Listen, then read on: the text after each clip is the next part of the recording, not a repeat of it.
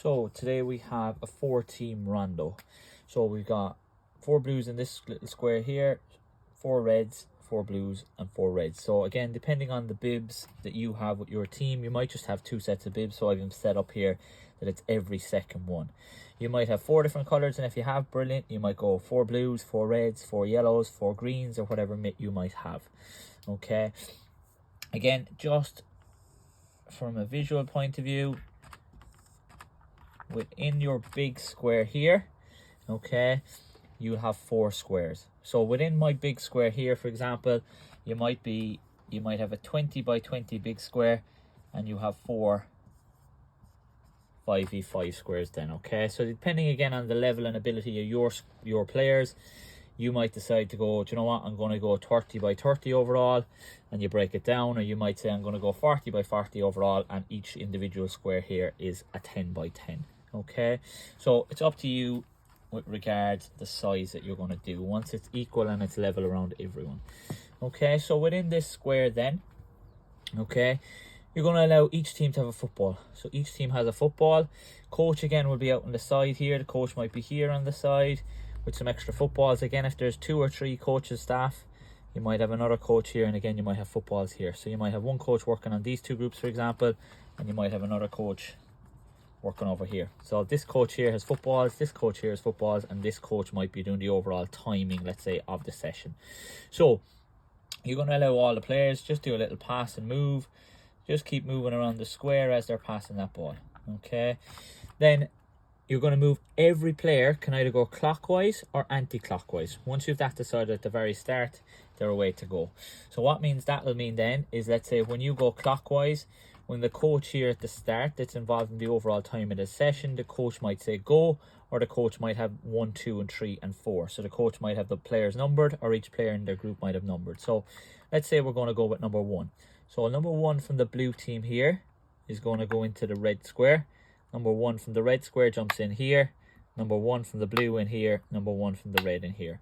So then it becomes a 3v1 in each square. Okay, so again, we've got our football. What's important now again, when it does come in, so this blue comes in. You might have originally had this set up. The blue comes in here. Okay, let's not stay in our original positions.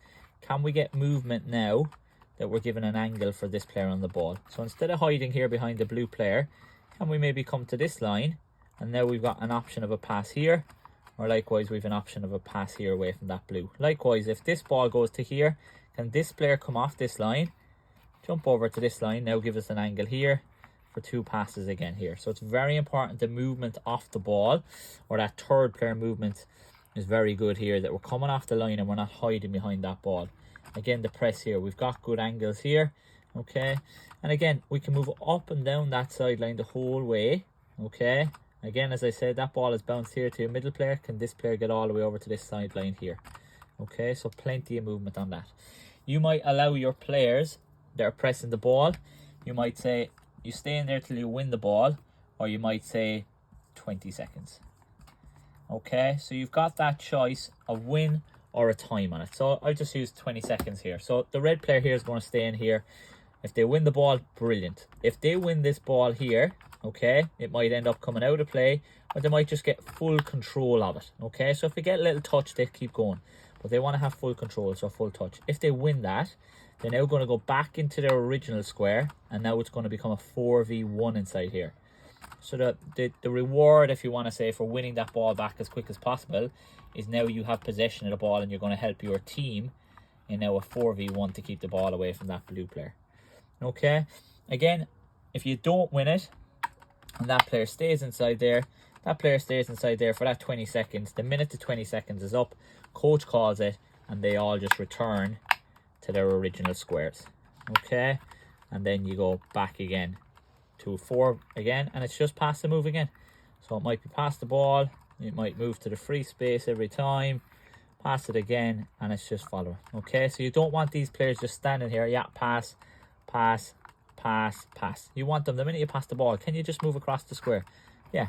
Okay, pass the ball, I'm going to move to this area, pass it again, I'm going to move over. Okay, so there's constant rotation, constant movement within the grid. Okay, you might do it for a couple of little minutes, and then you might say, do you know what, the next time now, we've gone anti-clockwise, The next time I call number 1 or number 2 or 3 or 4, whatever it maybe is, now we're going to go clockwise. So we're just going back the other way. Bang, bang, and we're going to go into the grid and make it a 3v1 again.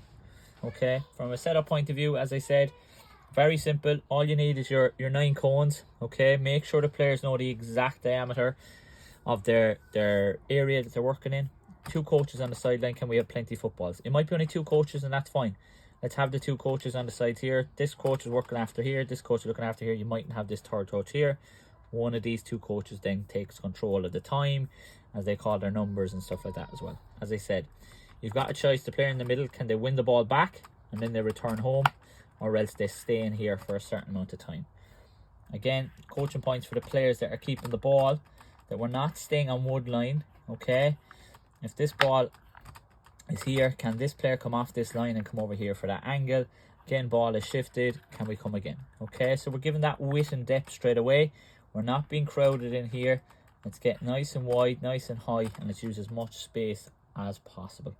Again, when we're on this ball inside here, let's do it in less touches. So 1 or 2 touches. Okay, let's move that ball quick, not let that middle player get close to the ball. Enjoy.